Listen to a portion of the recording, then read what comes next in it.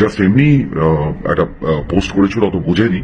শনিবার সন্ধ্যা থেকেই তোলপাড় টলিপাড়া। খবর ছিল একটাই, অভিনেতা সুদীপ মুখোপাধ্যায় ও স্ত্রী পৃথা চক্রবর্তীর বিবাহ বিচ্ছেদ। আচমকাই মেলে এক পোস্ট, যেখানে পৃথা স্পষ্ট জানিয়ে দিয়েছিলেন তারা একসঙ্গে আর নেই। এরপরই শুরু হয়ে যায় নানা জল্পনা। সেই মুহূর্তে অভিনেতার সঙ্গে যোগাযোগ করার চেষ্টা করা হলে কোনো উত্তর পাওয়া যায়নি। তবে রাত পোহাতেই মিলল স্বস্তির খবর।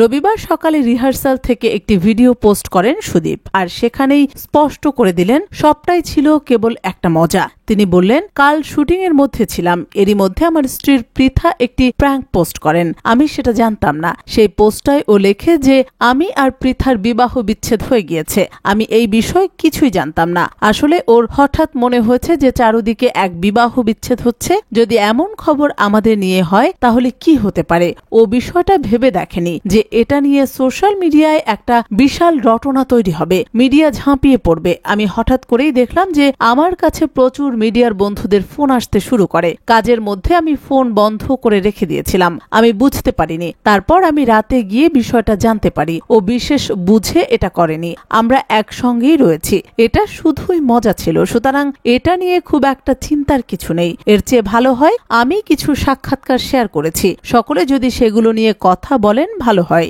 এটা প্রমাণ করলো মানুষ খারাপ খবর নিয়ে বেশি উৎসাহিত।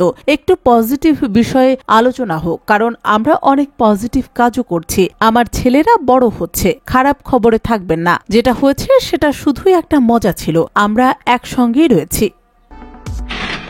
নমস্কার, আমি সুদীপ মুখার্জি। আপনারা বুঝতেই পারছেন আমি নাটকের রিহার্সালে আছি। কালকে শুটিং এর মধ্যে ছিলাম। এর মধ্যে আমার স্ত্রী পৃথা এর এই প্র্যাঙ্ক পোস্ট করে। আসলে আমি সেটা জানতাম না। সেই পোস্টটা লিখে যে মিউচুয়াল ডিভোর্স ইত্যাদি, আমরা সেপারেটেড, এই ধরনের একটা পোস্ট করে। আমি একেবারেই অ্যাওয়্যার ছিলাম না। আসলে ওর হঠাৎ মনে হয়েছে যে চারিদিকে এত ডিভোর্স নিউজ হচ্ছে, যদি এরকম কোনো নিউজ আমাদের নিয়ে হয় তাহলে কি হবে। ও মানে ব্যাপারটা যেহেতু অতটা ভেবে দেখেনি যে এটা নিয়ে এরকম একটা সোশ্যাল মিডিয়ায় বিশাল রটনা তৈরি হবে, মিডিয়া ঝাঁপিয়ে পড়বে অফকোর্স। আর আমিও সারাদিন শুটিং এর মধ্যে ছিলাম, আমি জানতাম না। আমি হঠাৎ করেই দেখলাম যে আমার কাছে প্রচুর মিডিয়ার বন্ধুদের ফোন আসছে, আমার যারা ক্লোজ বন্ধু বান্ধবদের ফোন আসে। আমি যার জন্য কাজের মধ্যে ফোন সুইচ অফ করে রেখে দিয়েছিলাম, বুঝতে পারিনি। তারপরে আমি রাত্রে গিয়ে এইটা দেখলাম, আমার শান্তি হলো। উই আর লাইক, আমি এটা নিয়ে আমি যেটা বলছি আর কি, যে এটা নিয়ে বিশেষ জাস্ট এমনি একটা পোস্ট করেছিল, অত বোঝেনি। We are together.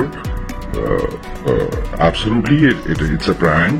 সুতরাং এটা নিয়ে খুব একটা চিন্তার কিছু নেই।